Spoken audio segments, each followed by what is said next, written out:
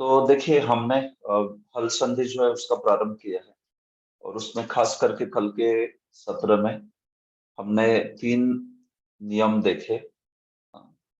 झलाम जशवंते शुनाश्चु और फिर श्रोनाश्चु ऐसे सूत्र है। तो उसके अनुसार हमने 3 नियम जो है देखे, जो कि आप विजयी भवन नोट्स में भी देख सकते हो।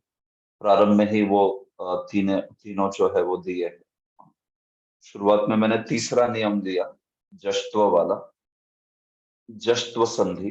फिर उसके बाद में मैंने श्चुत्व लिया और फिर उसके बाद में श्रुत्व लिया। तो ये सारा ही सीधे सीधे किताब में आप देख सकते हो। उसको देख के आप समझ सकते हो जो भी चीजें है। बाद में भी आपको जब अभ्यास करना है, कुछ पूर्वावलोकन करना है, तो उसको देख सकते हैं। तो अभी उसी विषय को लेके नोट से ही लेके आगे बढ़ रहा हूं मैं। तो देखिए, विजयी भवन नोट्स से शेयर करके आपको आगे बढ़ते हैं हम लोग। तो हमने जश्त्व संधि देख लिया, जश्त्व तक देख लिया, श्रुत्व, श्रुत्व और जश्त्व देख लिया। तो अभी यहां से आगे, तो इसमें फिर आता है अपदांत जश्त्व संधि। विजय भवन नोट्स जो है आपके सामने मैं दिखा रहा हूं, तो इसमें अपदांत जश्त्व संधि आ रहा है। ठीक है, सूत्र है जलाम झलाम जश झशी। तो ये क्या है अपदांत? तो पिछला जो झलाम जशोंते था, वो एक्चुअली सूत्र ऐसा है कि वो पदांत झल को देखता है। मतलब पद के अंत में होना चाहिए वो झल। झल क्या है? प्रत्याहार है, आप जानते हो। उसमें पहले, दूसरे, तीसरे और चौथे वर्ण आते हैं हर एक वर्ग में। और साथ ही साथ उष्म वर्ण भी आते हैं। ये इतना सब कुछ आता है झल में। तो ये जो झलाम जशोंते सूत्र था, उसमें वो पद के अंत में होता है। तो पद किसे कहते हैं? आप भूलना नहीं। हाँ, पद मतलब सुप्तिङन्तम पदम। जो जिसके अंत में सुप प्रत्यय लगा हो या तिंग प्रत्यय लगा हो, उसको पद कहते हैं ना। तो ये जो पिछला सूत्र था वो क्या करता था? वो पूर्व वर्ण जो है आपका, वो पूर्व वर्ण पद के अंत में होना चाहिए। जैसे ये अच है, वाक है, शट है, दिक है, ये सारे पद है। पद मतलब इसके अंत में सुप प्रत्यय है। तो या तो ये प्रथमा विभक्ति के पद होंगे, या द्वितीया के होंगे, तृतीया के होंगे, चतुर्थी के होंगे, पंचमी विभक्ति के। कुछ ना कुछ इसमें प्रत्यय लगा होगा, सुप प्रत्यय। या हो सकता है तिंग प्रत्यय भी लगा हो। तो उसको पद कहते हैं, पदांत। तो ऐसे पद के अंत में झल होना चाहिए, तब वो झलाम जशोंते लगेगा। ठीक है। लेकिन जब कहते हैं कि अपदांत, मतलब जो आपका पूर्व वर्ण है, वो जरूरी नहीं कि पद के ही अंत में हो। वो तो पद छोड़ के कुछ धातु के अंत में भी हो सकता है। जो पद नहीं है, धातु पद नहीं होता है ना। धातु को जब तिंग प्रत्यय लगता है तब उसको पद कहा जाता है। सुप्तिङन्तम पदम। हाँ, उसी प्रकार से प्रातिपदिक जो होता है, उसको सुप प्रत्यय लगता है तब उसको पद कहा जाता है। ठीक है। तो यहाँ पे जब बात हो रही है अपदांत, तो उसका अर्थ ये है कि इस सूत्र में जो पूर्व वर्ण है वो पद के अंत पे होना जरूरी नहीं है, बल्कि वो है कोई धातु के अंत में, या हो सकता है कोई प्रातिपदिक के अंत में हो। सुप या तिंग, ये जो प्रत्यय है, इस प्रत्यय से बने हुए शब्दों के ही बाद वो पूर्व वर्ण आया है, ऐसी बात नहीं है इसमें। तो उदाहरण से आपको समझ जाएगा। तो देखिए, ये भी सूत्र जश्त्व ही करता है, एग्जैक्टली सेम एक्ट करता है, कुछ फर्क नहीं। हाँ, बस ये है कि उस सूत्र में पहले पदांत बोल दिया था ना। तो फिर अगर कोई पद नहीं है तो क्या हो जाएगा? तो फिर उसके लिए ये दूसरा सूत्र है कि ये भी जश्त्व ही करता है, लेकिन तब करता है जब आगे झष हो। हाँ, तो एक्चुअली इस सूत्र से ज्यादा पहले वाले सूत्र के ही एप्लीकेशन है बहुत सारी। इस सूत्र को आप सिर्फ जानिए कि कहीं कहीं पे मानो जैसे कुछ धातु आ गए तो धातु का जश्त्व होना चाहिए, तो उस वक्त आप इस पर सूत्र को यूज कीजिए। तो देखिए सेम है, झलाम जस झसी, तो वो क्या था, झलाम जशोमते। हाँ, तो झल है तो जश होना चाहिए, आगे अगर झश रहेगा तो। हाँ, तो झल क्या है, ये झल हमने देखा वर्गों में 1 2 3 4, और फिर शश सह जो है आते हैं उष्म वर्ण, वो हो गया झल। जश क्या है ये भी पता है हमको, झबगड़ दश। हाँ, तो जश एक प्रत्याहार है जिसमें सारे तीसरे आते हैं वर्ण। हाँ, और फिर इसमें तीसरा प्रत्याहार जो यूज यूज किया है वो है झस। हाँ, तो ये झस क्या है, झस भी एक प्रत्याहार है। माहेश्वर सूत्रानी में देखिए झस, ये आपका झ और ये श, तो झस में क्या आया देखिए, झ भ घड़ ध ज ब गड़ द। हाँ, इसमें आया तीसरा और चौथा। ठीक है, तो ये सूत्र क्या बोलता है, अपदान जश्त्व, ये बोलता है जश्त्व बनाइए जब आगे झष हो, मतलब तीसरा और चौथा हर एक वर्ण का जो है वो आया हुआ ऐसे। तो वो भी जश्त्व करने के लिए ही है, यूजफुल है। बस इसमें अपदांत वाले भी पूर्व वर्ण झल जो है उसकी संधि हो जाएगी। तो देखिए क्या उदाहरण है, सिंपल सी बात है, कुछ कठिन नहीं है ये एकदम। क्रुद्ध, हाँ, ये एक धातु है, ये पद नहीं है ना, इसलिए इसको अपदांत कहते हैं। क्रुद्ध थोड़े ना कोई पद है। आप पद मतलब पाणिनि की डेफिनेशन को याद रखिए, आप पद मतलब क्या होता है। नहीं तो आप पद मतलब सोचोगे कोई भी शब्द, वो कोई भी शब्द नहीं होता है। आप पद मतलब उसमें सुप प्रत्यय होना चाहिए या उसमें तिंग प्रत्यय होना चाहिए, तब उसको पद कहा जाता है। तो क्रुद्ध तो धातु हुआ, इसमें थोड़ी ना कोई तिंग प्रत्यय लगा है या कोई सुप प्रत्यय लगा है, तो इसलिए वो पहला वाला सूत्र है वो यहाँ पे इनएप्लीकेबल हो गया ना, झलाम जशोंते।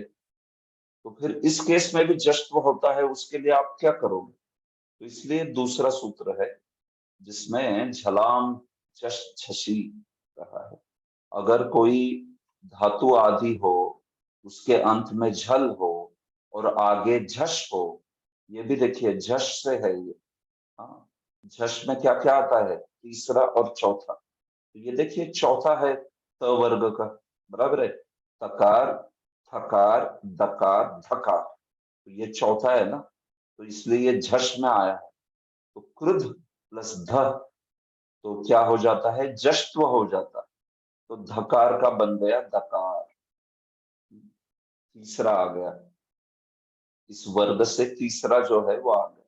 तो देखिए क्रुद्ध, हाँ, क्रुद्ध बन गया, क्रुद्ध बन गया, क्रुद्ध प्लस ध। देखिए इसको लिखते वक्त भी आपको याद रखना है, क्रुद्ध देख के कभी कभी विमोहित हो जाते हैं लोग।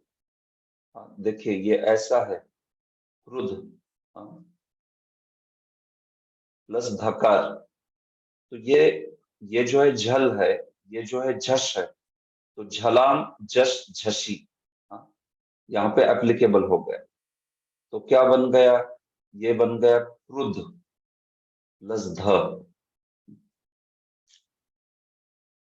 ये हलंत निकाल दीजिए, ये दह कर दीजिए या कुछ चले। तो अभी जब ये जुड़ते हैं तो ये कैसे दिखेगा, या तो आप ऐसे लिख दीजिए इसको, या तो इसको ऐसे लिखते हैं, मालूम होगा आपको। हाँ, ऐसे लिखते हैं, जो यहाँ पर आप विजयी भवन नोट्स में देख रहे हो, क्रुद्ध। हाँ, तो इसमें ये द जो है ना ये आधा है, हाँ, इसको जानिए, नहीं तो कभी कभी लोगों को थोड़ा गलत फहमी हो जाता है कि उनको लगता है कि द पूरा है और ध आधा है। ऐसा नहीं है ये।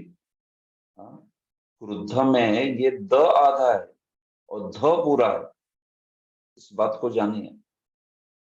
इसमें ऐसे पढ़ा जाता है ऊपर से नीचे, इस क्रुद्ध, तो द पहले, दकार पहले है और धकार बाद में, और धकार के बाद में विसर्ग है, तो इसलिए ये क्रुद्ध में धकार पूरा है, दकार जो है वो हलंत है। इसमें देखोगे तो वो सीधा दिखता है क्लियर, दकार आधा और धकार पूरा, ऐसे।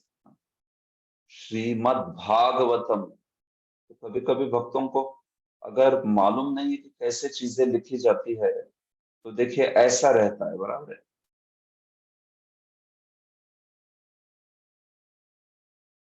ऐसा लिखा रहता है। तो ये दकार आधा है, भ पूरा है, भ, इसको भी जानिए, पढ़ते हैं, ये ऐसा होता है ये। तो इसमें दकार आधा है और भकार पूरा है, ये ऐसा है, भा, श्रीमद् भागवतम, ये ऐसा लिखा जाता है। तो ये लिखने की विधि है। तो कभी कभी इसको पढ़ते वक्त भी थोड़ा सा कंफ्यूजन, विभ्रम रहता है। श्रीमद् भागवतम को पढ़ेंगे तो उनको लगता है भकार पहले है कि दकार पहले, इसमें क्या पहले है। तो ये ऐसा ऊपर से नीचे लिखा गया है, तो इसलिए इसमें पहले द है, फिर भ है, और द आधा है, भ पूरा है, भ का फिर आकार, मतलब दूसरा जो आकार भी लगा है सामने, तो भा हो गया वो, श्रीमद् भागवत, इस प्रकार से। तो वैसे ये क्रुद्ध, क्रुद्ध इस प्रकार से, ठीक है। आगे भी उदाहरण देखिए, युद्ध प्लस ध, ये भी धातु है, हाँ, पद नहीं है, धातु है ये, इसलिए इसमें भी झलाम जश झसी लगा। जश्व तो दोनों में कॉमन है, झलाम जशोंते में भी जश्व है, और झलाम जश झसी में भी जश्व ही है। जश्व मतलब समझते हैं ना, तीसरे से रिप्लेस होना, तो ये तो दोनों में कॉमन है। लेकिन आपको सिर्फ देखना है पदांत वाला कौन सा सूत्र है, और जिसमें अपदांत है वो कौन सा सूत्र, तो ये बात है। तो युद्ध प्लस ध बन गया युद्ध, दुह प्लस धम, तो ये हकार है यहाँ पर, उसकी जगह गकार आ गया, क्योंकि अकुह विसर्जनीय नाम कंठ, आप जानते हैं, अ या पूरा क वर्ग है या हकार है, इन सब की जगह पे ग आएगा, गकार। हाँ, तो दुह प्लस धम बन गया दुग्ध, हाँ, दुग्धम, ऋणाधि, शुद्ध प्लस दह बन गया शुद्ध, ये धातु है शुद्ध का एक्चुअली, यहां से शुरू होता है शब्द शुद्ध, और आगे उसको प्रत्यय लग के ये सब शुद्ध बना। वैसे ही लभ जो है लब्ध होता है, वृद्ध जो है वृद्धि ही होता है। हाँ, बोध जो है बोधा, युद्ध, योद्धा, ऐसे बनते हैं शब्द अलग अलग, इस प्रकार से। तो इतना ही है, इसमें सिंपल चीज है कोई, बस पद नहीं है ये लोग, ये सब लोग आपको इसमें क्या दिखेंगे, जिसमें भी सुबंत या तिङंत प्रत्यय लगे नहीं ऐसे शब्द दिखेंगे, जैसे ज्यादातर धातु दिखेंगे, धातु है ये सब के सब, तो ये तो पद नहीं होते हैं धातु, या प्रातिपदिक भी पद नहीं कहा जाता प्रातिपदिक को कभी। तो इसलिए ये जो सारे हैं, ये इस प्रकार से इनका जश्न होता है, इतना ही इसमें बताया, सिंपल सी चीज है। ओके, तो जस्ट एक मिनट दीजिए मुझे।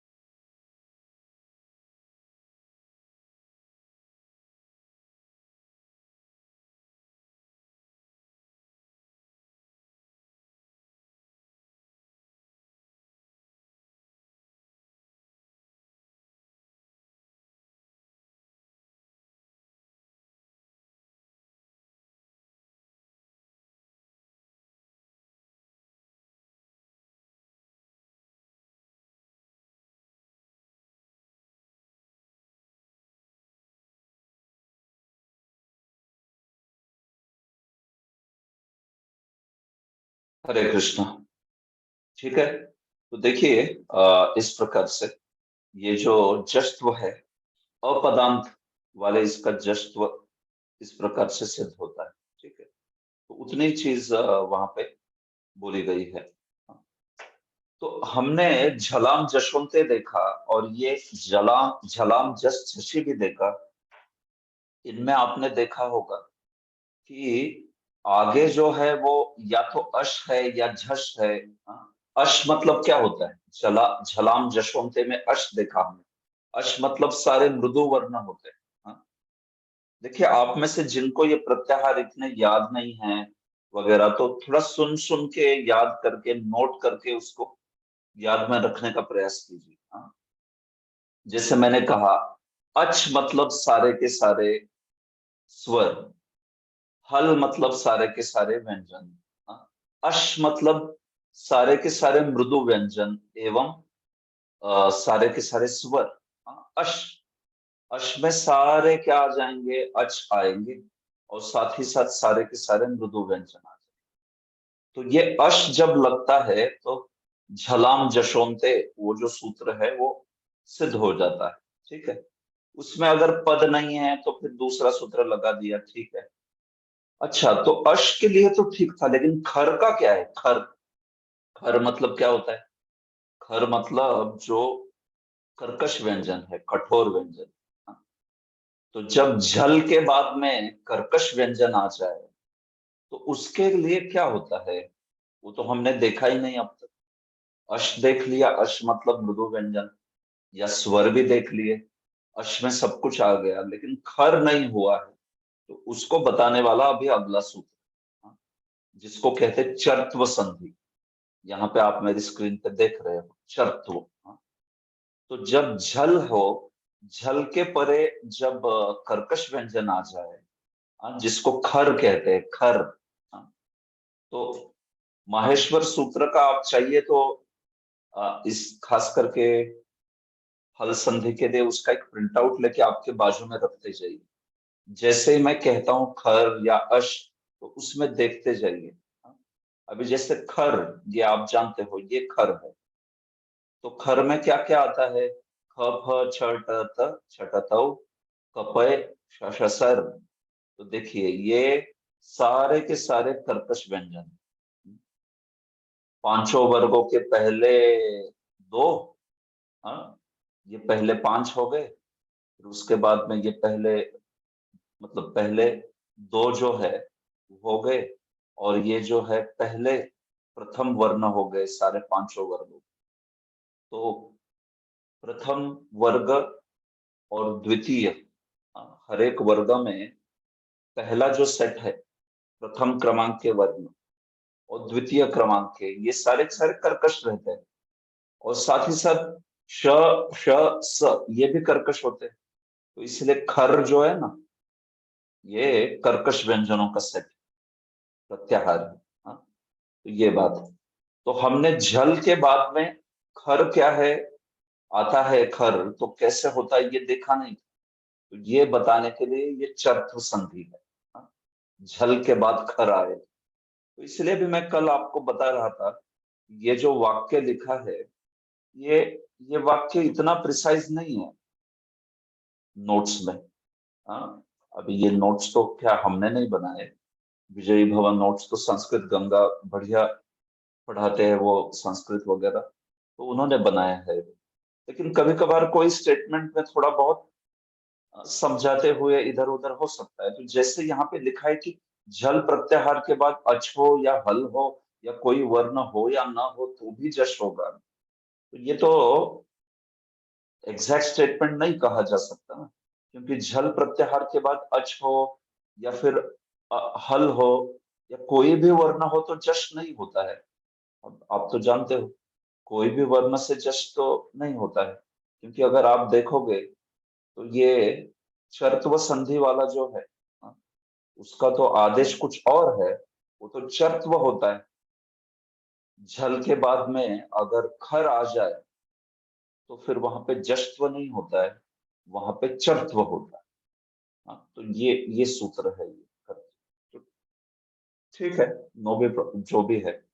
कुछ इश्यू नहीं है, उन्होंने समझाया तो सही है एकदम। ये चौथा चत्व संधि जो है वो तो सही समझा रहे हैं एकदम। ठीक है, तो झल के बाद में अगर खर आए तो झल के स्थान पर चर होगा। तो हमेशा याद रखिए, ये झल, ये खर, इन शब्दों से मोहित मत होइए, कुछ उसमें कठिन नहीं है। बस आपको देखना है कौन से उसमें वर्ण आते हैं। हाँ, इतनी बात है।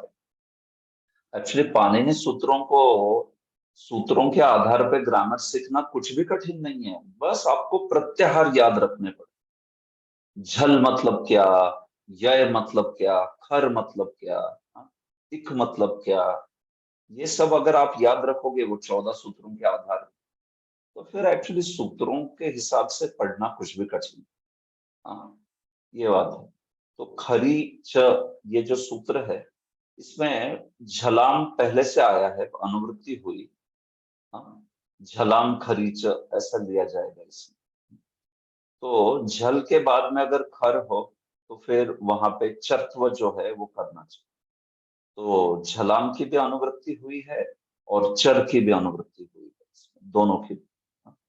तो देखिए, ये झल है, ये खर है, और उसकी जगह, झल की जगह चर होता है। देखिए, खरीच सूत्र का संपूर्ण अर्थ करने के लिए झलाम की और चर की अनुवृत्ति हुई है, मतलब वो पिछले सूत्र से लिया है। पहले बोला गया था तो उससे उठा लिया उसको, फिर से इस सूत्र में डाला नहीं फिर से उन्हें।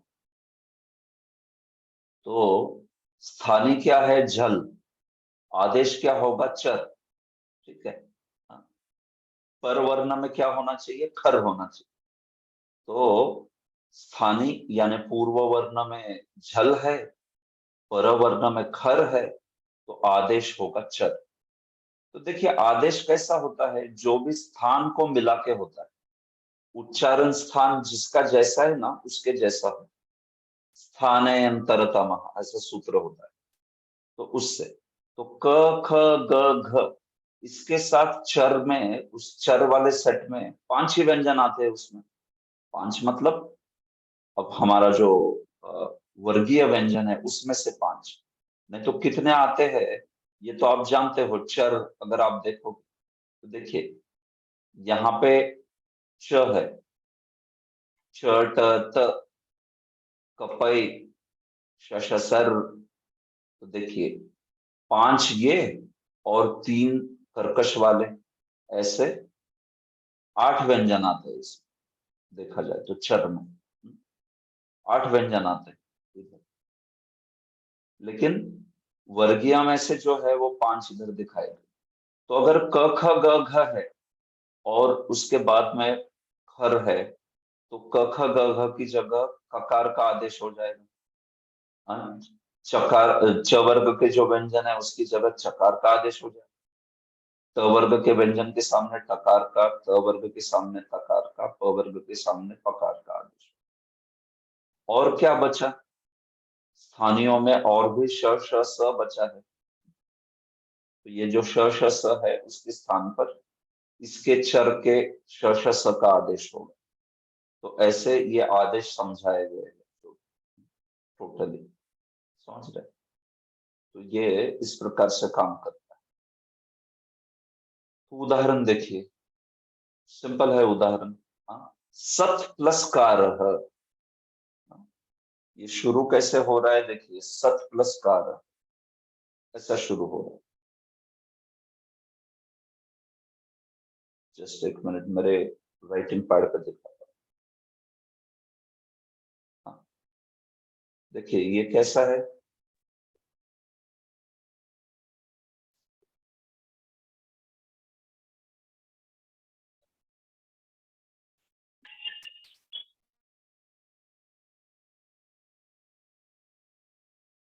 सत, सत प्लस कारः, ऐसा शब्द है।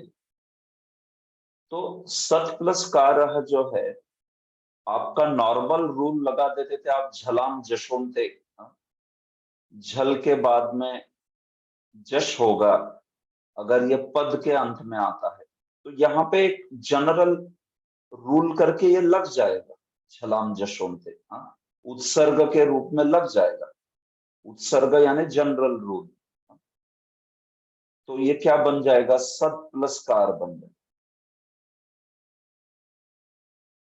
लेकिन ये जो खरीच है, ये सूत्र जो कि कहता है भाई, जो ये सारे व्यंजन है ऐसे, उसके बाद में अगर खर लगता है तो वो खर जो है वो इस इस पर्टिकुलर केस में काम करेगा। अभी वो क्या करेगा इस केस में, वो खरीच सूत्र जो है वो लगेगा, खरीच, और वो सद प्लस कार जो है, हाँ, उसको फिर से सत्कार बना देगा। दकार जो है उसका बदलाव होके वो बन जाएगा सत प्लस कार सत्कार। क्या हो रहा है ये देखिए, सद जो है प्लस कार, राइट, तो ये स्थानियों में आता है, तो यहाँ पे आता है, सही है, त थ द ध ध। और उसके सामने क्या खर वाला व्यंजन है, हाँ बिल्कुल है खर वाला, तो फिर भाई रिप्लेस कीजिए उसको आदेश से, तकार से, तो ये आदेश हो गया तकार का, सत्कार। देखिए ये ऐसा है, मतलब यहाँ पे वो जो जश्व वगैरह है वो नहीं होगा, यहाँ पे चरत्व ही होगा। हाँ, सत्कार ऐसा है वो, सत्कार ऐसा नहीं होता कभी, सत्कार। उसी प्रकार से देखिए सत प्लस पात्रम, तो क्या होगा ये जो है सत प्लस पात्रम हो जाएगा, सत्पात्र। सत्पात्र नहीं होगा, सत्पात्रम, ये वाला ऐसा।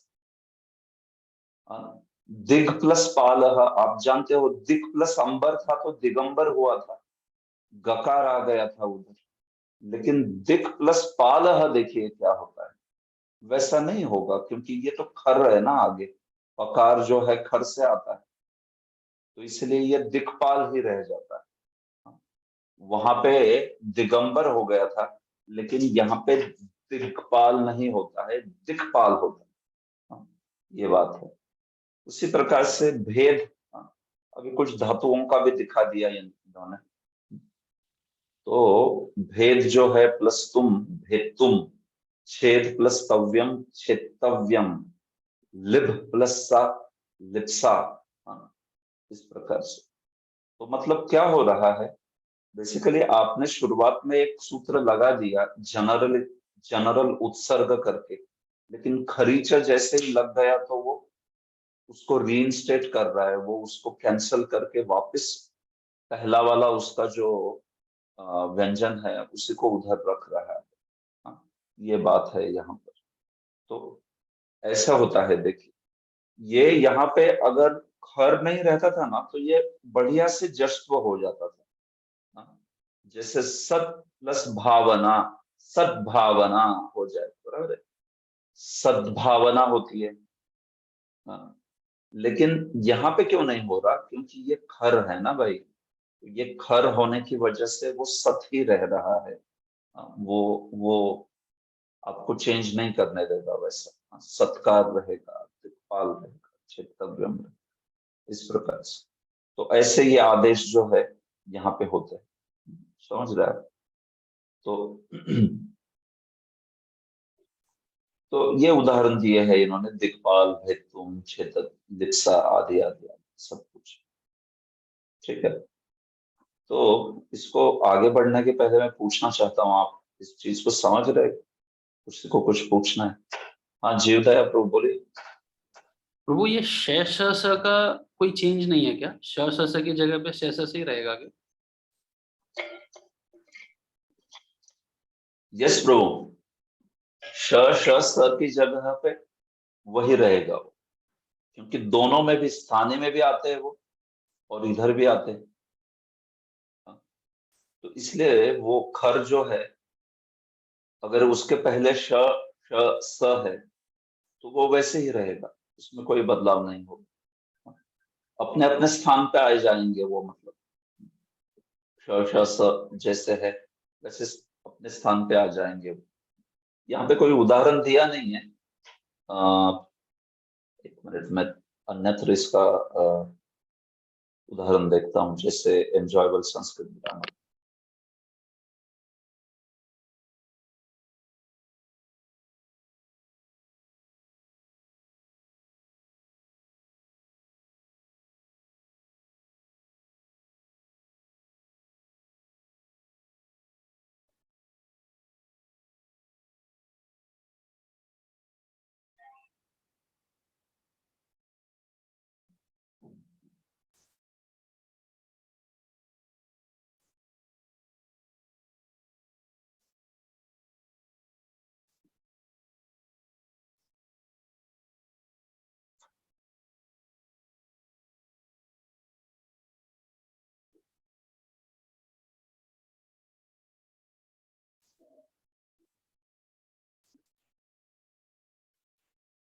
एक्चुअली एंजॉयबल संस्कृत ग्रामर में भी इसका कुछ उदाहरण नहीं दिया। श श स। ठीक है, चलेगा सब। हाँ चलेगा, मैं आपको उदाहरण बता देता हूँ उसका भी। कोई लघु सिद्धांत कौमुदी में दिया होगा उदाहरण, तो एक बार देख के मैं आपको कोई उदाहरण भी बता दूंगा उसका। ठीक है, ओके। ठीक है। तो इस प्रकार से चत्व और जश्त्व, हाँ, इन दोनों में काफी सारा डिजोल्व हो जाएगा इसमें। हाँ, चत्व है जो लागू होगा जब खर है तब, और जश्त्व लागू होगा जब पद है तो झलाम जशोंते के द्वारा, पद नहीं है तो भी झलाम जश झसी के द्वारा। और इस प्रकार से झल काफी बड़ा प्रत्याहार है। झल के आगे आने वाले सारे केसेस हैंडल हो गए प्रैक्टिकल, है कि नहीं। खर से सारे कर्कश व्यंजन आ गए, और फिर अश से सारे मृदु व्यंजन आ गए। तो इस प्रकार से ये काफी महत्वपूर्ण दो सूत्र जो है वो यहाँ पे आते हैं, झलाम जशोंते एवं झलाम जश झसी। और फिर ये भी खरीच, इस प्रकार से। तो ये बहुत बड़ा सेक्शन कवर करता है हल संधि में, ये जो दो तीन सूत्र है, इस प्रकार से। तो देखिए, हल संधि तो पूरा ही हमने कॉम्बिनेशन सारी बना के। एक मिनट, यहाँ पे लाइट का बड़ा प्रॉब्लम है।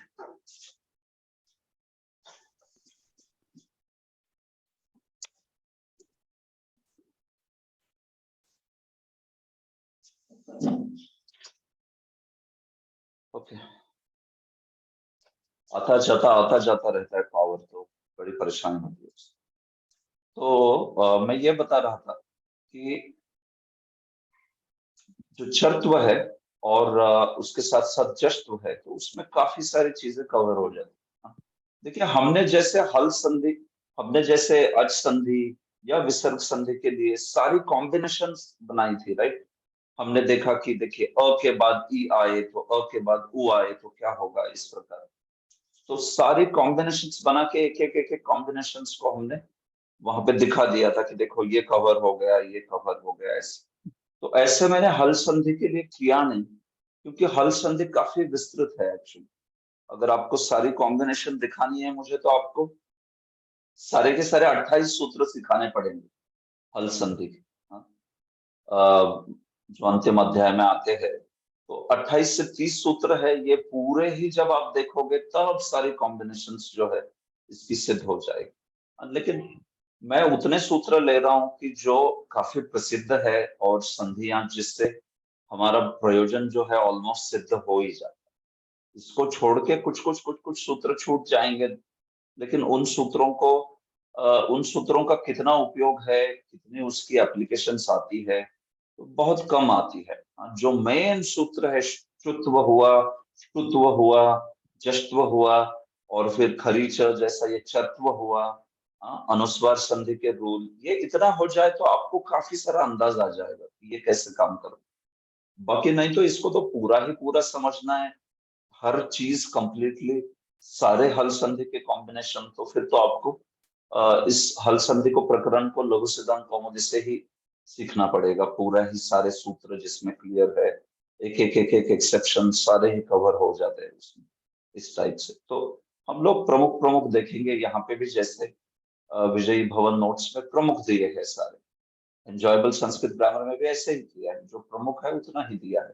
बाकी सारे के सारे कॉम्बिनेशंस क्या कवर हो रहे, उस टाइप का स्टडी तो फिर आपने फिर उसको लघु सिद्धांत कौमुदी में करना चाहिए। ठीक है, ऑल राइट। तो अभी देखिए आगे बढ़ते हैं। अनुस्वार संधि, ये भी बड़ी महत्वपूर्ण है। आपने इसको सीख लिया है, इसलिए आप बड़े जल्दी इसको समझ जाएंगे। छोटी सी चीज है एकदम, क्योंकि मैंने इसको वर्ण विचार के रूप में तब भी मैंने बोला था कि एक्चुअली इसको हल संधि में आप जानोगे कि ये कैसे हो रहा है, लेकिन मैंने वर्ण विचार के रूप में बता दिया था इस रूल को। कि जब भी पदांत मकार हो और उस पदांत मकार के बाद में अगर कोई भी व्यंजन आता है तो वो मकार अनुस्वार में बदलाव हो जाता है। हाँ, तो ये सूत्र है मो अनुस्वार, मह अनुस्वार। तो भाई पदांत पदांत मकार हो और पदांत मकार के बाद कोई भी व्यंजन आए, हल आए, तो म के स्थान पे अनुस्वार हो जाता है। ये अनुस्वार संधि का नियम, मोनुस्वार। तो क्या अर्थ है इसका? पदांत मकार के बाद कोई भी हल हो तो उस मकार को अनुस्वार में परिवर्तित कर दीजिए। जैसे हरिम वंदे, हाँ तो ये मकार है, आगे हल है, तो ये मकार परिणत हो जाएगा, परिवर्तित हो जाएगा अनुस्वार में, हरिम, हरिम वंदे, ऐसा होता है। अनुस्वार में बदलाव हो गया। त्वम करोषि, तो ये बन गया अनुस्वार त्वम करोषि। ठीक है ना? मकार और अनुस्वार सेम नहीं होते ना, उनमें तो अंतर होता है। मकार अनुनासिक है, तब जब मकार बोला जाता है तो मकार तो उस स्थान का और नासिका का प्रयोग करके बोला जाता है, बराबर है। जैसे मकार का स्थान क्या है? ऊपू पद्मानियाम ओष्ठो, मकार जो है ओष्ठ से बोला जाता है, और साथ ही साथ वो अनुनासिक है, तो नासिका और ओष्ठ को मिला के बोला जाता है मकार। म जब बोला जाता है तो थोड़ा सा नाक से और थोड़ा सा ओष्ठ जो है, म म ऐसा आता है वो जो है।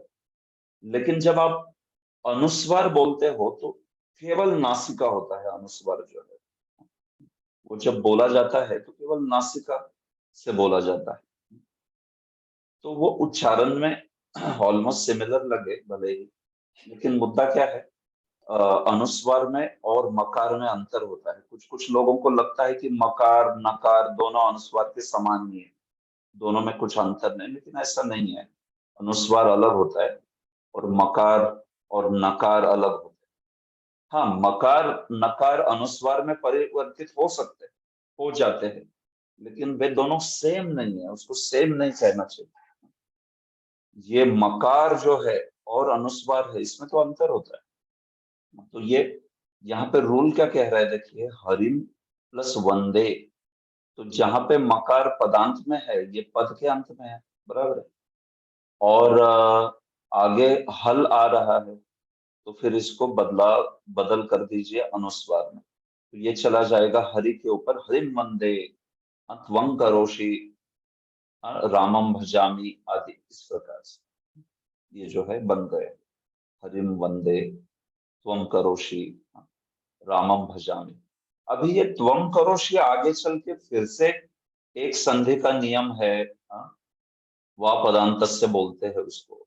उससे इस त्वं करोषि को भी तुम आप या तो ऐसे रखिए या फिर इसको त्वं करोषि बना दीजिए।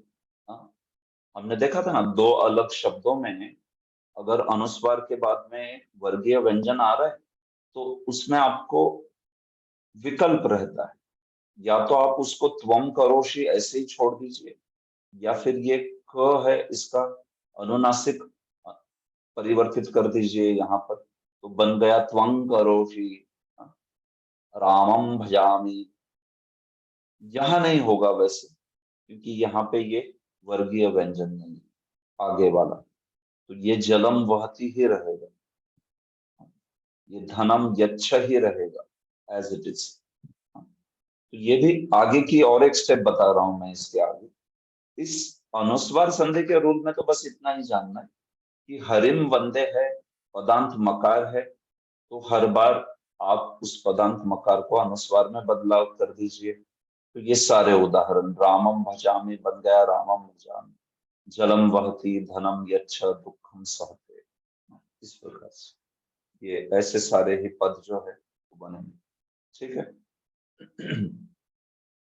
इसी को आगे भी देख रहे हैं हम, पर सवर्ण संधि वगैरह आएगा तो उसमें वो वा पदांत से भी मैं आपको बता दूंगा।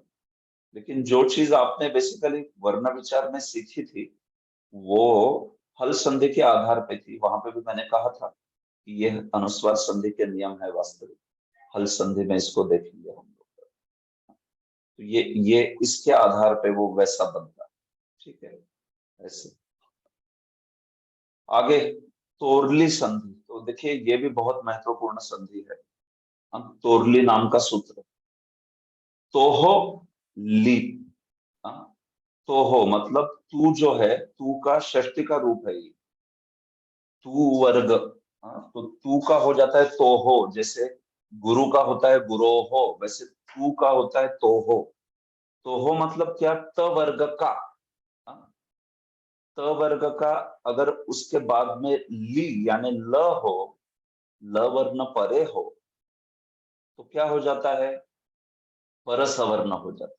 हाँ, परसवर्ण मतलब वो ल ही हो जाता है, आगे वाले ल का ल जो है वो बदल जाता है। हाँ, तो उदाहरण, हमेशा उदाहरण देखिए, सिंपल है एकदम, कुछ नहीं।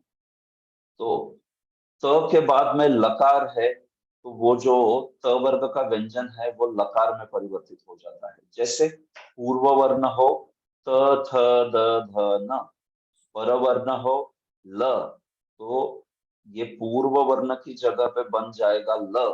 हाँ, जैसे देखिए उत प्लस लिखितम।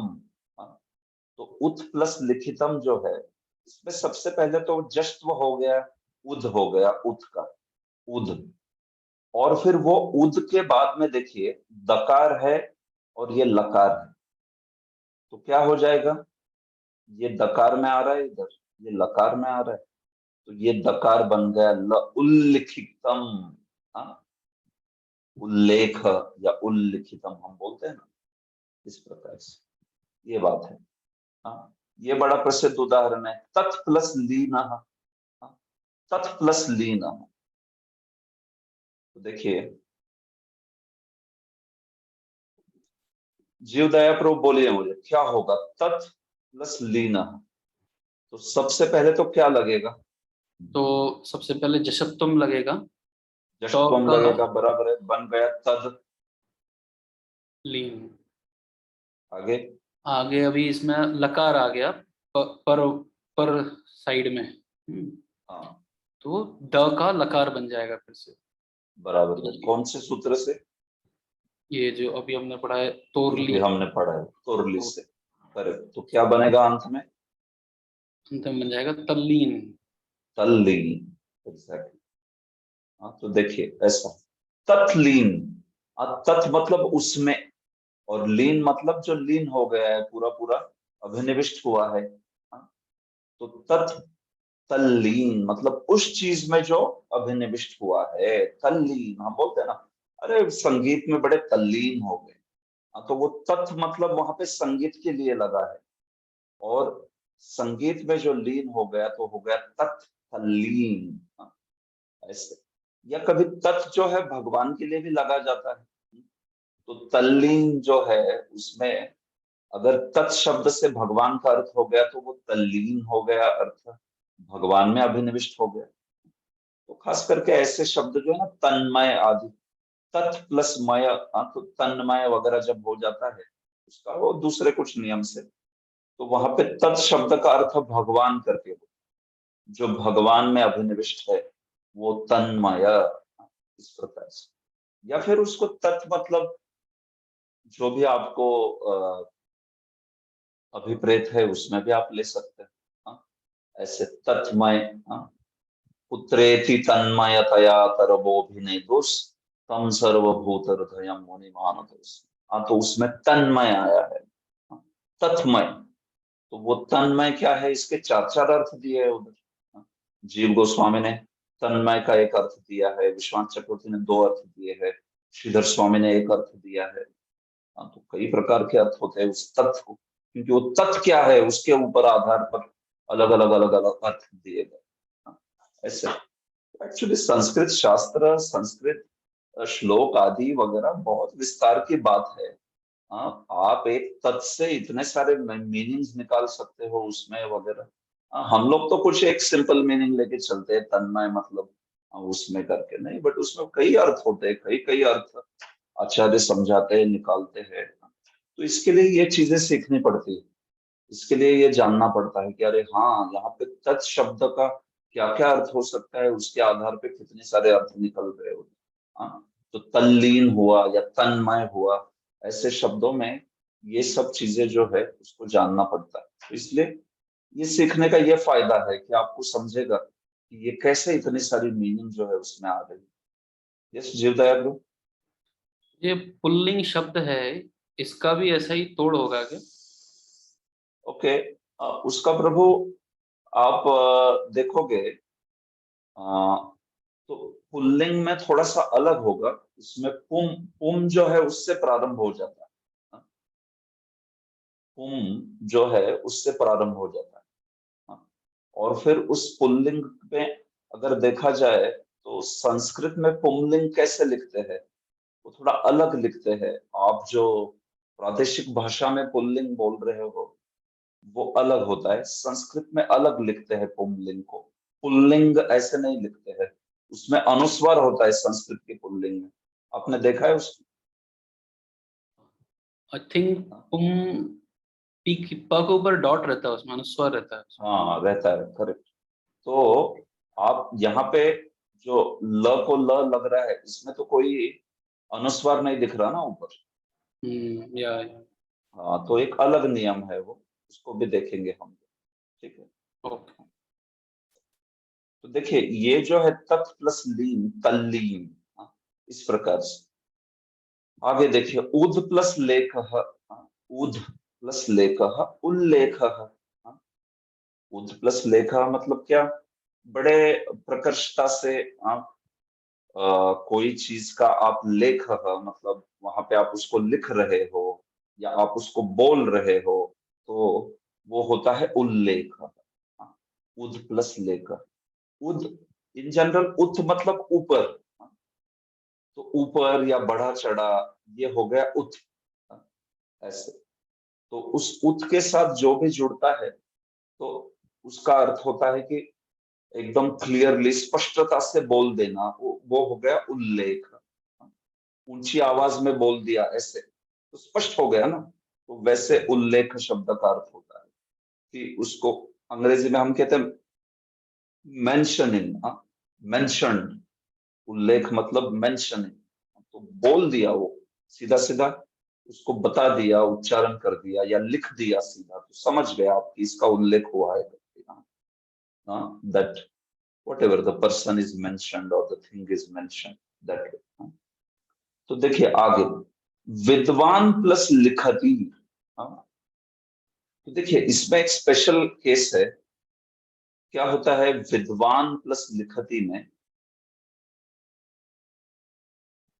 तो ये त वर्ग ही है पहले, लेकिन ये त वर्ग में से अनुनासिक है खासकर, है कि नहीं?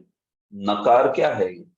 त वर्ग को ही आता है, तोरली में बैठेगा ये, लेकिन तो भी ये नकार जो है ये अनुनासिक है। तो इसमें एक विशेष नियम है, इसमें इसी के अंतर छोटी सी चीज है।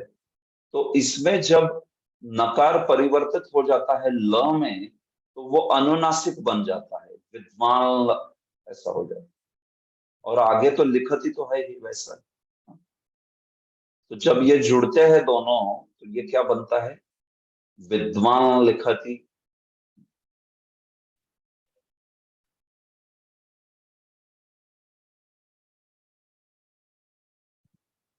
ऐसा बनता है। तो इसमें देखिए अनुनासिक जो है वो नकार की जगह पे ल, ये अनुनासिक रिप्लेस कर रहा है नकार को। हाँ, नकार को क्या रिप्लेस कर रहा है? ल।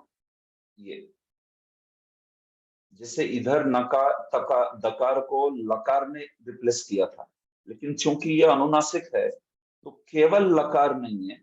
हाँ, सिर्फ लकार होता था तो ऐसा दिखता था वो, लेकिन ये नहीं है, ये है अनुनासिक।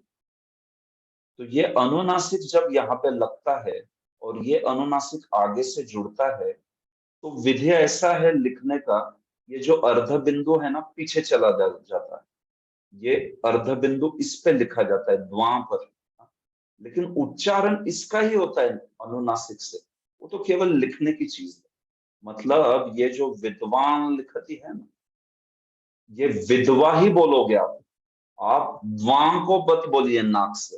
हाँ, द्वां नहीं है, वो विधवा। और लिखती जो है वो अनुनासिक है। बेसिकली वो ऐसा ही है, इधर होना चाहिए था वो, लेकिन वो विधि है लिखने का, तो इसलिए ये इधर आ जाता है। हाँ, तो ये विद्वान, विद्वान लिखती, हाँ, ऐसे बोला जाएगा। अनुनासिक जो है लकार का ही उच्चारण कीजिए, द्वा का मत कीजिए। हाँ, ये बात है। अगर इसको आप डायक्रिटिक्स में भी लिखते थे तो ये विधवा ऐसे का ऐसा लिख देते थे। हाँ, इसके ऊपर आप कुछ दिखाते नहीं थे कि कुछ अनुनासिक है वगैरह, ऐसे नहीं। हाँ, लिखति के ऊपर अनुनासिक दिखाने का विधि। हाँ, अभी वो कभी दिखाते हैं कभी नहीं भी दिखाते हैं, दैट इज ओके। लेकिन मुद्दा क्या है, विद्वान लिखति है वो, विद्वान लिखति। हाँ, तो देखिए गीता में इसका उदाहरण है, आपने देखे होंगे, ये श्रद्धावान लभते ज्ञानम। देखिए श्रद्धावान लभते, तो क्या हो गए, श्रद्धावान लभते जो है इसका स्प्लिट कैसे करेंगे व्रज कृष्ण प्रभु, बोलिए। इसका Vishnu ji, are able to hear me प्रभु? हाँ बिल्कुल। हाँ सॉरी। तो इसका विच्छेद नो, विच्छेद your asking, right? श्रद्धावान लभते। यस, श्रद्धावान लभते, एग्जैक्टली सही है। तो ये क्यों आया है प्रभु ऊपर ये अनुनासिक? तो वो वान का ना पे अनुनासिक था, फिर उसका वो लाभ पे चला गया क्योंकि वो आदेश थे, फिर इससे श्रद्धावान लभते हो गया। बहुत अच्छे, हाँ, सही समझ रहे आप। श्रद्धावान लभते ज्ञानम, हाँ, ऐसे है ये। जो श्रद्धावान का नकार था, वो नकार जो है वो परिणत हो गया, परिवर्तित हो गया लकार में, ल, हाँ, ल है वो अनुनासिक। और फिर वो आगे वाले ल से जुड़ गया, बन गया श्रद्धावान लभते ज्ञानम तत्पर संयते इंद्रिय ज्ञानम लब्धाम पराम शांति। अच्छी, तो ये बात है। तो इस प्रकार से, तो अगर आप संधि समझते हो तो फिर इसको तोड़ते वक्त आप समझ जाओगे ये क्या है, ये श्रद्धावान लभते होगा। इस प्रकार से, नहीं तो फिर संधि जिसको मालूम नहीं उसके लिए ये थोड़ा प्रश्न चिन्ह आ जाएगा कि ये क्या है श्रद्धावान लभते, इसको कैसे तोड़ेंगे एग्जैक्ट। तो ये बात है। But to a question, when I'm reading, I will read Shraddhaval Labate, no? There, when I'm reading as a Sandhi, I am reading, then I will read Shraddhaval Labate only, no? I will not read Na there while reading. ना तो नहीं बोलोगे आप, बिल्कुल नहीं बोलोगे, हाँ, लेकिन आप बोलते वक्त श्रद्धावान लभते भी नहीं बोलोगे, आपको वो अनुनासिक बोलना पड़ेगा ना। अच्छा, श्रद्धा, एक बार बताएंगे फिर से आप? हाँ, तो देखिए आप ऐसे बढ़ते, श्रद्धा वा तक ठीक है, हाँ, कोई अनुनासिक वहां पे नहीं आ रहा है, श्रद्धा वा। लेकिन जैसे ही वो लभते बोलना है ना, तो आपको अनुनासिक बोलना पड़ता है। श्रद्धावान लभते, वां लभते, ऐसा होगा। श्रद्धावान लभते ज्ञानम तत्पर संयते इंद्रिय, समझ रहे? श्रद्धावान लभते ये अलग हो गया, श्रद्धावान लभते, और श्रद्धावान लभते ये अलग हो गया। आप दोनों अगर उच्चारण में कैप्चर कर रहे हो तो एक में अनुनासिक वाला बोध हो रहा है और दूसरा प्लेन है श्रद्धावान लभते, इसमें तो कोई नाक से उच्चारण हुआ ही नहीं। लेकिन जब हम श्रद्धावान लभते, हाँ, वो ल जो है ना, लभते, लभते, that is the distinct pronunciation. ठीक है, हरे कृष्ण। तो वो इसमें जो डायक्रिटिक में दिया है इसमें एन नहीं है, हाँ नहीं दिखा है, करेक्ट करेक्ट। तो मैं वही बता रहा था आपको कि डायक्रिटिक्स की सिस्टम में वो जो अनुनासिक का अर्धचंद्र है वो दिखाने की सिस्टम कहीं पे दिखाई पड़ती है, कहीं पे नहीं दिखाई पड़ती। हाँ, तो प्रभुपाद जी ने जो यूटिलाइज किया है यहाँ पे उसमें वो दिखाई नहीं पड़ रहा। कुछ कुछ डायक्रिटिक्स है मैंने देखा है अन्य शैली में कि जहाँ पे वो अनुनासिक भी डाल दिया गया है ऐसे। नहीं तो यहाँ पे क्या हो जाएगा, वो अनुनासिक जो है वो हट गया ऐसे ही लग रहा है यहाँ पर। वो तो वो एग्जैक्टली अगर डायक्रिटिक्स की शैली में देखा जाए तो वो दिख नहीं रहा है इधर। तो लेकिन कुछ डायक्रिटिक्स वर्जन्स पे मैंने देखा है वो दिखा देते हैं, वो हाँ वो समझ जाता है कि ये है करके ऊपर। तो मैंने भी नोट किया कि यहाँ पे वो अगर आप केवल डायक्रिटिक्स के से जाएंगे तो आप वो अनुनासिक जो है उसको मिस कर दोगे। और ऐसे भी नहीं है कि वो अनुनासिक विकल्प से है। विकल्प नहीं है उसमें कुछ, वो वैसा ही होता है, वैसा ही होना चाहिए। विद्वान लिखती ही होना चाहिए, विद्वान लिखती नहीं, विद्वान लिखती वैसे। ठीक है, तो मे बी वी शुड या तो बीबीटी को पूछ ले हम लोग क्या हुआ है करके। पता नहीं, कुछ कुछ चीजें मैं ऐसे देखता हूँ तो कभी कोई अगर एक्सपर्ट है बीबीटी में तो उनको फिर लिख के पूछने का विचार रहता है। लेकिन वो ऐसे पूछने वाली चीजों की मेरे पास सूची ही बन गई है प्रभु। उसको उसको कुछ पूछना हुआ नहीं मेरे को कभी कि क्या सिस्टम है हमारी, हम लोग वो इसको डालते हैं नहीं डालते हैं ऐसे, जो भी है नो प्रॉब्लम। तो विद्वान लिखती वो हो जाता है विद्वान लिखती। हाँ, इस टाइप से। ठीक। तद प्लस लय तल्लय। महान प्लस लाभ महान लाभ। महान लाभ ऐसे नहीं बोलते, महान लाभ, महान लाभ। दैट नाक से वो हा के बाद में आपको वो नाक वाला ल को ल और उसके ऊपर अनुनासिक ये वाला बोध हो रहा होगा, महान लाभ। तो वैसे उसमें वो नासिका से उच्चारण होना चाहिए जब अनुनासिक आता है। अनुनासिक में आप जानते हो ना, अनुनासिक में अर्धचंद्र डाल दिया तो अनुनासिक बन जाता है, नहीं तो फिर अननुनासिक होता है। जैसे कि मतलब आप बोलते हो क, और उस पे अगर अर्धचंद्र डाल दिया तो ऐसे हो जाता है, क नहीं रहता फिर क। तो वैसे विद्वान लिखती अनुनासिक के साथ जब बोलोगे तो स्वाभाविक है विद्वान विद्वान लिखती है ना, वो ल जो है उसके ऊपर कैसे आएगा, महान लाभ, महान लाभ ऐसे जो है उच्चारण सुनाई देगा। ठीक है, एनीवे उच्चारण एक अपने में दूसरा विषय है। कभी कभी उच्चारण में कई सारे नियम आदि होते हैं। यहाँ पे आप संधि तो समझ रहे हो वो क्या है वेरी क्लियरली। ठीक, विपद प्लस लीन, विपल्लीन। देखिए विपल्लीन, शब्द देखेंगे तो सिर्फ ऐसे सोच सुनेंगे तो लगेगा ये क्या है विपल्लीन, लेकिन संधि समझते तो समझेगा हाँ ये विपद प्लस लीना होगा, विपल्लीन। जगद लीयते, जगल लीयते, जगत लियते बन जाता है जगल लियते। तो वो लकार जो है इस प्रकार से तोरली सूत्र के द्वारा, बहुत महत्वपूर्ण सूत्र है, कहीं पे आपको दिखाई पड़ता है। तो कई उदाहरण दिए हैं, यद प्लस लक्षणम यल लक्षणम। ये तो काफी जगह पे यूजफुल है यल लक्षणम। ये सर्वत्र होता है यल लिंगम यल लक्षणम, ये वाला। विद्युत प्लस लेखा, विद्युल्लेखा, विद्युत प्लस लेखा। मतलब विद्युत, लाइटनिंग, विद्युत की एक लेखा, विद्युत की एक लेखा मतलब समझते हो आप, लेखा मतलब लाइक क्रिसेंट, और लेखा इज लाइक फॉर्म, चंद्रलेखा, विद्युत लेखा, like that, like crescent moon is Chandralekha. Similarly विद्युत लेखा क्योंकि उसका ऐसा शेप रहेगा कुछ, तो वो लेखा जो है it's like a line, you can say line, लेखा, रेखा और लेखा almost mean similar. So a line of lightning, a lightning bolt. So that is Vidyul Lekha.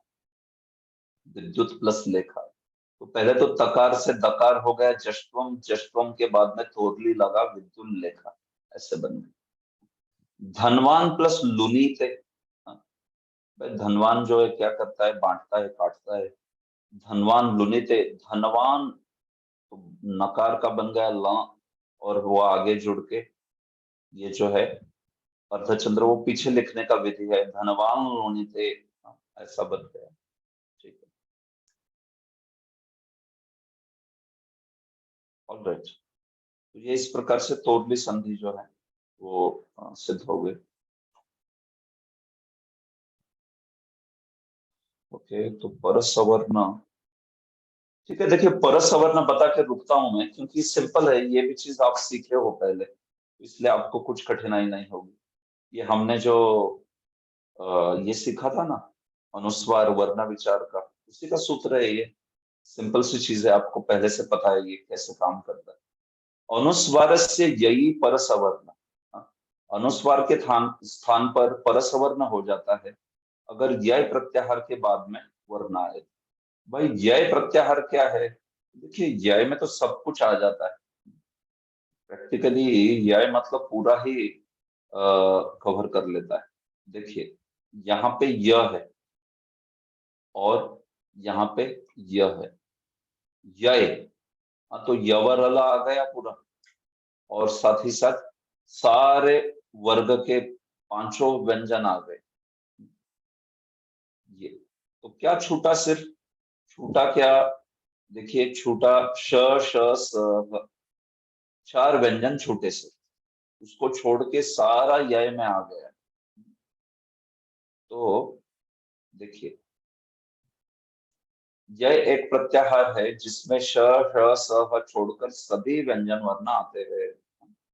तो यवर अल भी आ गया और पांचों के पांचों वर्ग भी आ गए। तो क्या बोलता है ये सूत्र? अगर बोलता है पूर्व वर्ण में अनुस्वार हो और परवर्ण में यय हो, तो क्या कर देना चाहिए? तो हमें संधि मतलब परसवर्ण संधि कर देनी चाहिए। परसवर्ण मतलब क्या होता है? देखिए आगे आने वाला जो व्यंजन है ना, उसका सवर्ण, मतलब अगर ककार का कोई व्यंजन आगे आ रहा है तो उसका सवर्ण जो कि उसके अनुनासिक से लिया जाएगा। सिंपल सी चीज है। जैसे गम और गा, यहाँ पे अनुस्वार है और अनुस्वार के सामने क्या आ रहा है? ये जो है यय, यय नाम का ये जो प्रत्याहार है उसमें से व्यंजन आ रहा है ग।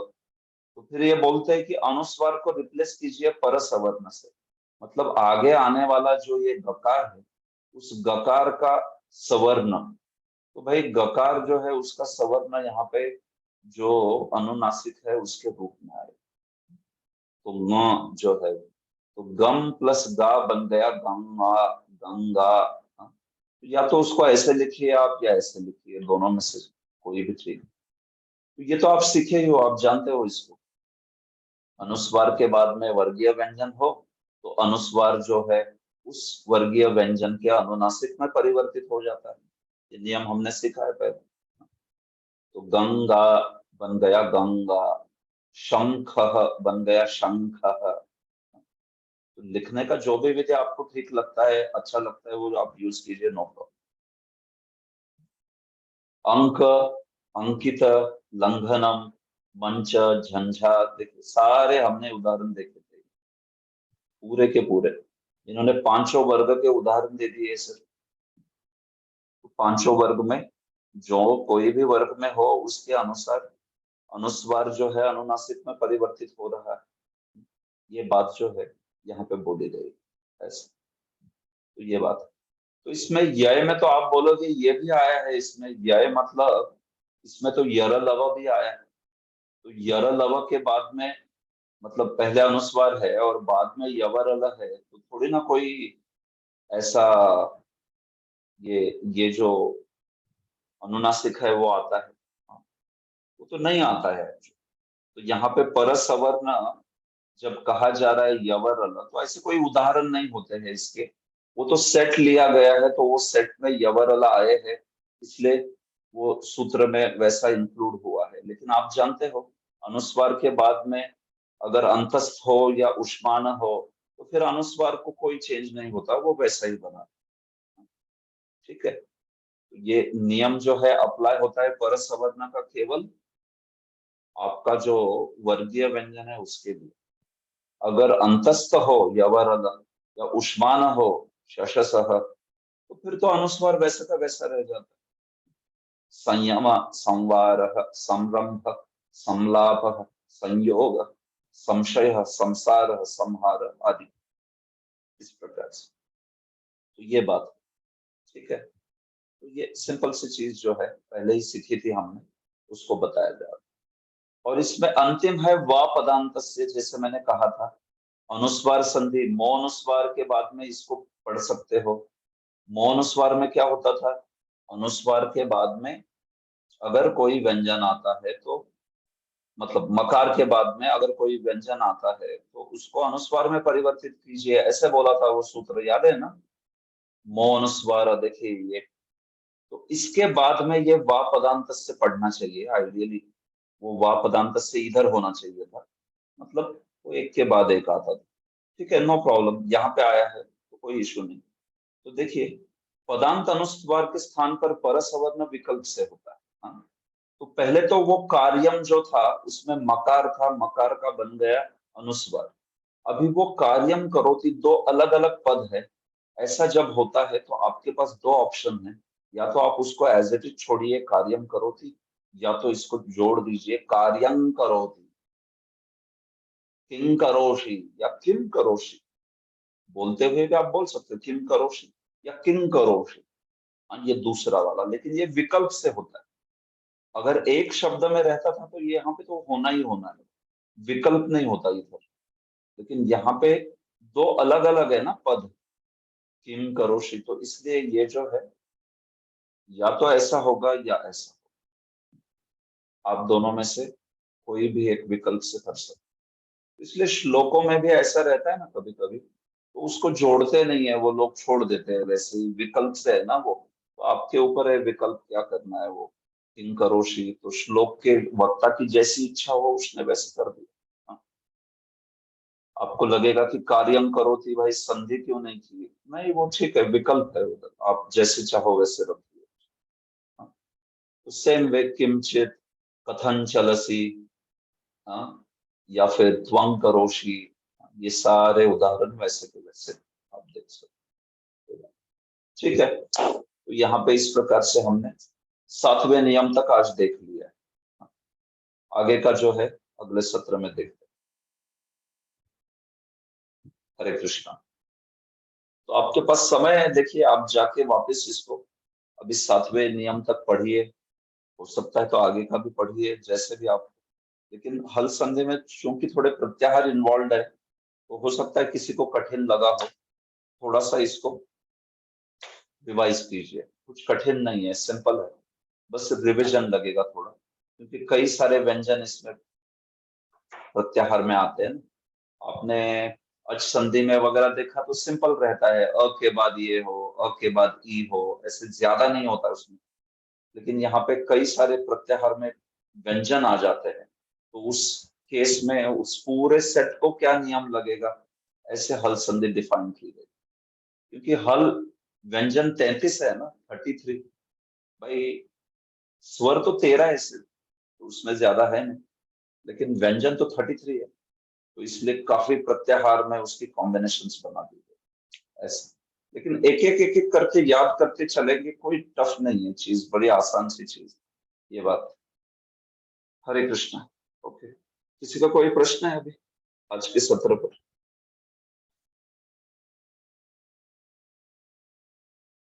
ये सुचारू मुरारी हो।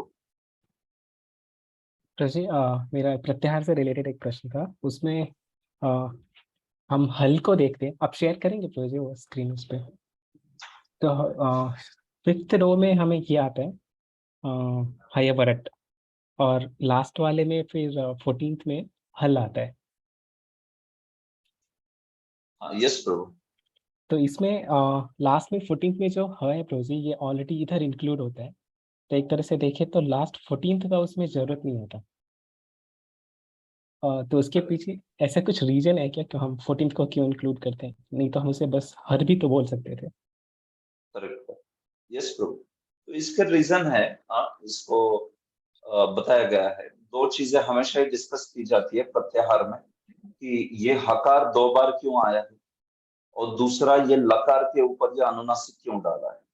ये दो चीजें जब भी आप लघु सिद्धांत सीखोगे तो ये प्रश्न आएंगे ही आएंगे। वहां पे चर्चा होती ही है उसकी। तो कुछ प्रत्याहारों की सिद्धि के लिए उसको इस प्रकार से 2 बार जो है वो डाला गया है। तो एक बार मैं लघु सिद्धांत कौमुदी देख के बताता हूँ। ये स्टैंडर्ड क्वेश्चंस है, मैं अभी याद नहीं आ रहा है मुझे कि क्यों 2 बार हकार जो है यूज करते हैं। लकार का तो याद है, अनुनासिक क्यों है, क्योंकि एक करके एक पर्टिकुलर प्रत्याहार की सिद्धि के लिए वो वहां पे अनुनासिक डाला गया है। और उसी प्रकार से ह 2 बार क्यों आया है, तो कुछ पर्टिकुलर प्रत्याहार की सिद्धि के लिए वो 2 बार आता है। तो एक बार मैं थोड़ा लघु सिद्धांत रिवाइज करके आपको बताता हूँ, मैं भी भूल गया इस चीज। ठीक। यस बेटा, थैंक यू।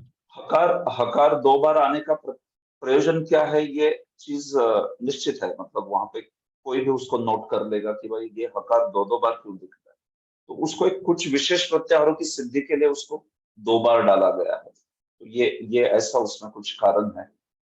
एक बार मैं देखता हूँ, कई दिनों से लघु सिद्धांत का मैंने भी इतना रिविजन किया नहीं, तो वो देखता हूँ क्या रीजन है। ये हकार वाला और ल के अनुनासिक वाला प्रश्न स्टैंडर्ड रहता है जब भी प्रत्याहार की बात आती है। तो मैं पोस्ट कर दूंगा यहाँ पे, आपके हमारे ग्रुप पे पोस्ट कर दूंगा, व्हाट्सएप पर आप देख लेना उसको। ओके प्रश्न, थैंक यू। हरे कृष्ण। अच्छा, और कोई प्रश्न है?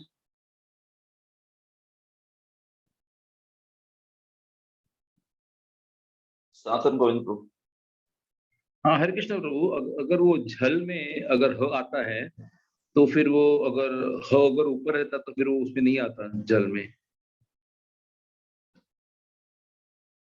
क्या बोल रहे हैं आप, जल प्रत्याहार में? हाँ, झल में अगर ह भी है ना, तो जल इज फ्रॉम 8 to 14। करेक्ट। अगर वो वहां पर ह नहीं रहता, अगर ऊपर का ही ह रहता नंबर 5 पर, तो फिर वो झल में ह नहीं आता, काइंड ऑफ। ठीक है। तो जल में आपको ह चाहिए ही क्यों, ऐसा कोई पूछ लेगा।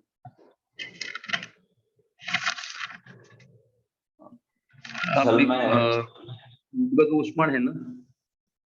उष्मा, हाँ, तो ये तो रिवर्स इंजीनियरिंग हो गया ना, कि जल ऐसा सेट है जिसमें उष्मान है और सारे के सारे वर्गीय व्यंजन है, मतलब पहला दूसरा तीसरा चौथा है। ऐसे। और फिर आप कहोगे कि उसको लिया क्यों है, क्योंकि वो होना चाहिए जल में कर ऐसे। तो मैं एक बार देख के बताता हूँ, मुझे याद नहीं आ रहा है वो क्या एग्जैक्टली रीजन है, बट इसको उत्तर दिया गया है। हाँ, उत्तर दिया गया है। देखिए, प्रत्याहार जो है वो प्रत्याहार तो ट्रेडिशनली दिए गए हैं। तो आप कहोगे कि भाई इतने ही प्रत्याहार है या ये ही प्रत्याहार क्यों है। कुछ 44 प्रत्याहार जो है स्टैंडर्ड दिए गए हैं। शुरुआत में लघु सिद्धांत कौमुदी पढ़ते हैं तो 43 से 44 वो प्रत्याहार जो है सब याद करवा लेते हैं लोगों से। तो अभी वो उतने ही क्यों है, तो देखिए ये तो एक प्राचीन व्याकरण की परंपरा है, उसके अनुसार उतने दिए गए। हम अपने लिए कुछ और अलग प्रत्याहार कर सकते हैं, लेकिन उसमें पाणिनि के सिस्टम में वो है नहीं, तो उस प्रत्याहार का शायद कोई भी सूत्र में उपयोग ना हुआ हो इस टाइप से। हाँ, तो इसलिए कभी कभार ऐसे हो जाता है इसमें कि केवल उन प्रत्याहारों की सिद्धि के लिए कुछ लिया गया है, कुछ नहीं लिया गया है, कुछ ऐड किया गया है।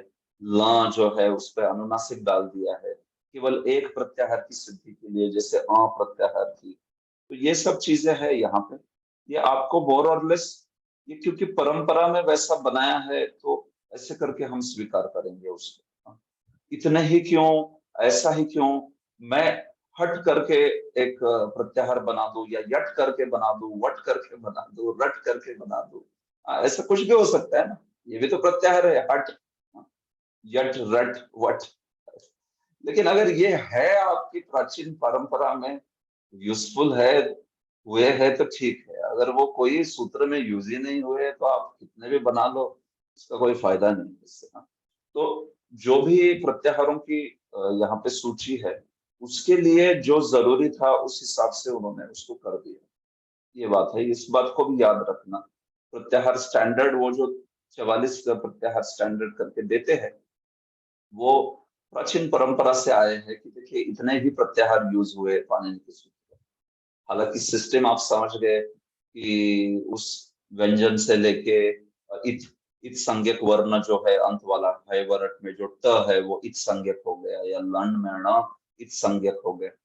तो भले ही आप कुछ भी बना सकते हो, लेकिन वैसा बनाया नहीं गया है, वो कुछ एक विशेष शैली से स्टैंडर्ड उतने ही बोले गए हैं, उतने ही। तो वो विवक्षा जो है ना, वो पाणिनि की विवक्षा और पाणिनि के व्याकरण पश्चात व्याकरणकारों की विवक्षा है वो आज, तो उस विवक्षा को लेके हम लोग चलते हैं। ठीक है, उन्होंने ऐसे बनाए, इस टाइप से हम बना सकते हैं। ओके प्रभु, हरे कृष्ण। तो चलेगा, फिर आज के सत्र को यहीं पर रोकते हैं और आगे चर्चा करेंगे। हल संधि का शायद वो अगला सत्र जो है वो अंतिम सत्र होगा। हरे कृष्ण। श्रील प्रभुपाद की जय। जय।